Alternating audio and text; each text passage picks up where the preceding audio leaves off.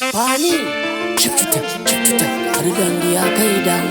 Atiro Wase Mayit Postro Adandi Akaida Sika Anzi Ashirine Murire Wayo Aireke DKT Diva Chunene Reke Munu Azi Umwe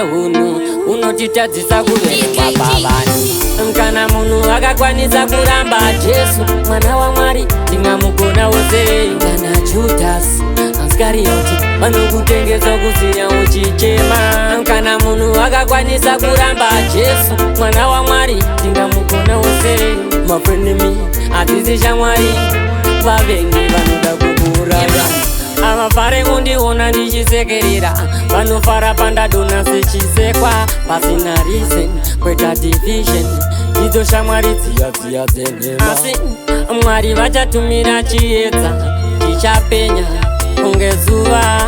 ndiro zuva ravachaona havakwanise kundimisa kana Mwari vatiita Kana munhu akakwanisa kuramba Jesu mwana wa Mwari ndingamukona wose Ngana Judas Anskariyoti vanokutengesa kusiya uchichema Kana munhu akakwanisa kuramba Jesu mwana wa Mwari ndingamukona wose Mafrenemi atizisha Mwari vavengi vanoda kukuraya Asi sei wangu iwewe uchidaro Zvonoda kuitirwa nevamwe zvoitawo pavanhu vese Andiwe waindachenesa ndichiti wangu hambodaro My enemies angavasiyane neni zviri nani utamba zvangu ndiri wani Aya my enemies avane godo neni vanokusiya uri pamawani Kana munhu akakwanisa kuramba Jesu mwana wa Mwari ndingamukona wose Ngana Judas Anskariyoti vanokutengesa kusiya uchichema Kana munhu akakwanisa kuramba Jesu mwana wa Mwari ndingamukona wose Mafrenemi atizisha Mwari vavengi vanoda kukuramba Avafare kundiona ndichisekerera vanofara pandadona sechisekwa pasina reason kweta division idzo shamwari dziya dzenema asi Mwari vachatumira chiedza chichapenya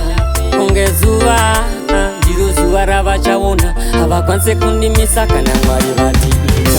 Kana munhu akakwanisa kuramba Jesu mwana wa Mwari ndingamukona wose Ngana Judas Anskariyoti vanokutengesa kusiya uchichema Kana munhu akakwanisa kuramba Jesu mwana wa Mwari ndingamukona wose Mafrenemi atizisha Mwari vavengi vanoda kukuraya Asi sei wangu iwewe uchidaro Zvonoda kuitirwa nevamwe zvoitawo pavanhu vese Andiwe waindachenesa ndichiti wangu hambodaro My enemies angavasiyane neni zviri nani utamba zvangu ndiri wani Aya my enemies avane godo neni vanokusiya uri pamawani